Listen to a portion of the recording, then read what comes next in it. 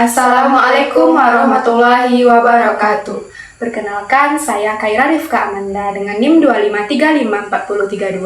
Saya berasal dari kampus PSDKU Sawah Lunto. Dan saya Mardianti dengan NIM 2535434. Saya berasal dari kampus PSDKU Sawah Lunto.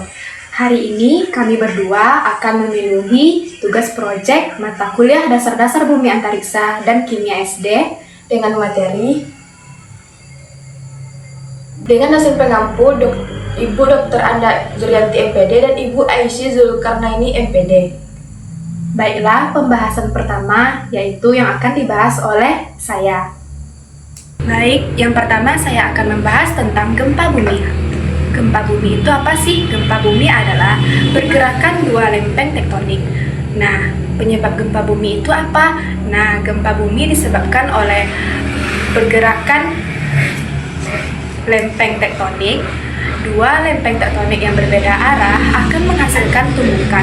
Tumbukan inilah yang nantinya menghasilkan getaran yang disebut gempa bumi. Gempa bumi berdasarkan penyebabnya dibagi menjadi tiga. Yang pertama yaitu ada gempa tektonik. Gempa yang disebabkan oleh pergeseran lempeng bumi. Yang kedua ada gempa vulkanik. Gempa ini terjadi karena aktivitas Gunung Merapi. Yang ketiga ada gempa runtuhan. Terjadi karena runtuhnya tanah longsor, gua, atau runtuhnya bangunan. Nah, apa sih yang harus kita lakukan ketika terjadi gempa bumi? Nah, yang harus kita lakukan yaitu kita bisa bersembunyi di bawah kolong meja. Yang kedua, kita juga bisa melindungi kepala kita dengan bantal dan segera berlari menuju keluar rumah. Ketiga, carilah tempat di mana di sekelilingnya tidak ada pepohonan dan bangunan, contohnya lapangan. Selanjutnya saya akan membahas tentang tsunami. Tsunami itu berasal dari dua kata, yaitu su yang berarti pelabuhan dan nami yang berarti gelombang. Nah, jadi tsunami dapat diartikan sebagai gelombang yang menyerang pelabuhan atau daratan. Penyebab tsunami itu apa sih? Nah, penyebab tsunami adalah perubahan atau deformasi bawah laut. Peristiwa deformasi bawah laut ini karena gempa tektonik yang memiliki magnitudo lebih besar dari 7 dan kedalaman sumber gempa yang kurang dari 70 km. Nah, penyebab tsunami itu bisa karena letusan Gunung Merapi di bawah laut, longsor di bawah laut, maupun longsor di darat dan masuk ke dalam laut. Yang terakhir juga bisa disebabkan oleh jatuhnya meteor ke laut. Apa kalian pernah mendengar istilah zona megatrust? Zona megatrust adalah daerah pertemuan lempeng tektonik. Lalu bagaimana zona megatrust memicu terjadi gempa dan tsunami di Indonesia? Nah, penyebabnya karena pergerakan penunjang lempeng Samudra Indonesia Australia ke bawah lempeng benua Eurasia terkunci di bidang kontak antar lempeng.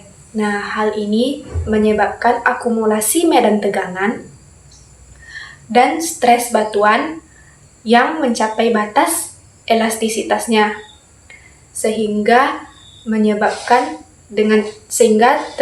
terjadi patah-patahan dengan tiba-tiba yang dimanifestasikan sebagai gempa yang kuat dan dapat memicu terjadinya tsunami. Nah, tsunami juga dipengaruhi bentuk pantai loh. Bentuk pantai yang terbuka, gelombangnya cenderung relatif lebih pendek, sedangkan pantai berupa teluk mempunyai gelombang yang relatif lebih tinggi dibandingkan dengan pantai yang terbuka. Kita harus mengenali ciri-ciri terjadinya tsunami. Yang pertama yaitu terjadi getaran hebat yang disebabkan oleh gempa yang menyebabkan kita susah berdiri. Selanjutnya diikuti dengan surutnya air laut dan diikuti juga dengan gelombang yang berwarna pekat di horizon sejajar dengan air laut. Baiklah, hanya itu yang dapat saya jelaskan tentang gempa dan tsunami. Sekian, Assalamualaikum warahmatullahi wabarakatuh.